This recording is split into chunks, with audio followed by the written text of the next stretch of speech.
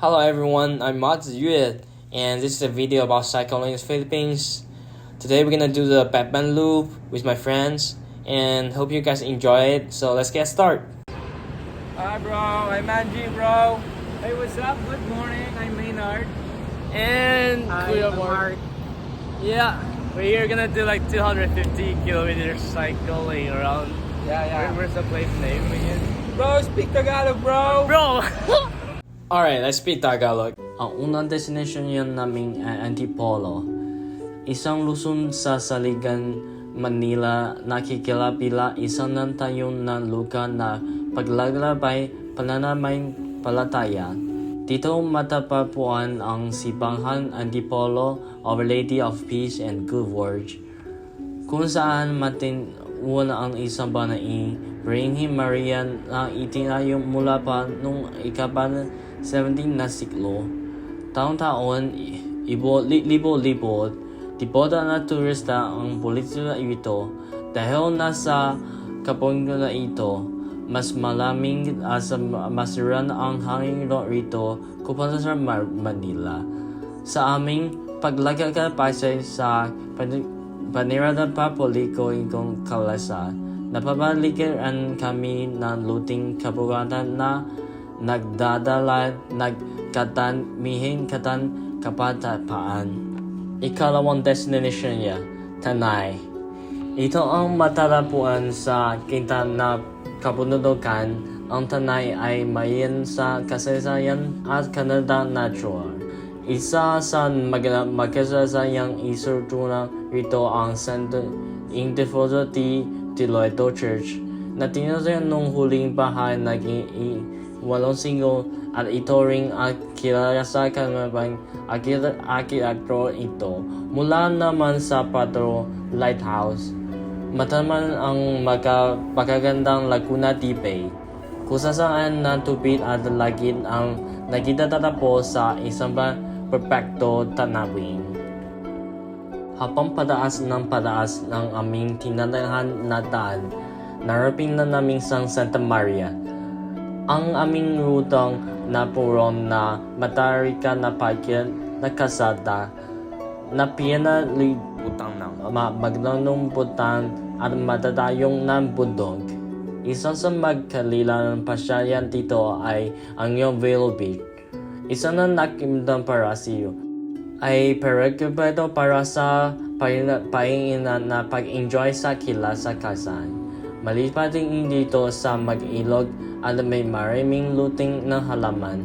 Kaya idea ito para sa swimming, picnic, and iba outdoor activities.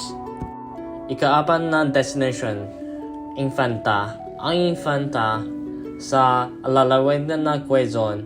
Ito ang isang malita na bayan na sagana sa likas na yaman. Dito matatapuan ang malalakawan na bundukan, magpagkawad, at minsan sa online, isang tangyag na destination dahil sa magandang dalapansigan ng yaman dagat. Ikaliming na destination, Rio. Ang Rio ang isang bayang malipan sa dagat sa silangan bahagi ng Luzon. Nakaharap sa karap Argon Pasipiko. Ang tahimikan nitong dalapan pesikan ang malayon sa iyon na Manila. Kaya tama ang lugar na ito para sa bagasayon. Dito napatapos namin ang 140 kilometrong pagbibisikleta na maramadan kung malaming nagaging na maraming ng palagon nagdagat. Tila na nawala ng lahat na aking pagod.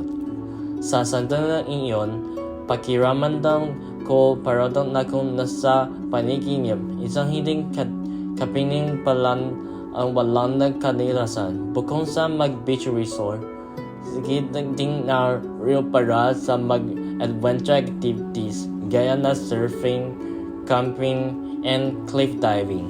Ikagaming destination, Mapitag.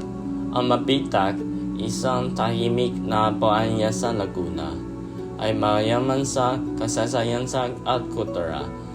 Dito matatagpuan ng ang simbahan sa mapitak at ang mira ng magpapakikita magkakasayang laban sa mabitak. Buko sa magkakasayang mag-ektura, napapalikiranting ang bayan na magandang tanawing na perapot para sa hiking and nature trips.